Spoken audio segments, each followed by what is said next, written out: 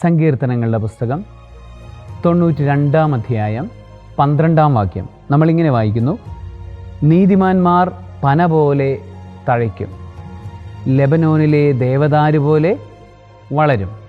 അവർ കർത്താവിൻ്റെ ഭവനത്തിൽ നട്ടിരിക്കുന്നു, അവർ നമ്മുടെ ദൈവത്തിൻ്റെ അങ്കണങ്ങളിൽ തഴച്ച് വളരുന്നു.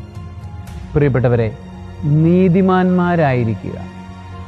നീതിമാനെ ദൈവം പന പോലെ തഴച്ച് വളർത്തും. നമ്മളുടെ കാലഘട്ടത്തിൽ ആളുകൾ പറയാറാണ്, ദുഷ്ടന്മാരെ ദൈവം പന പോലെ വളർത്തും. എന്നാൽ അങ്ങനെയല്ല.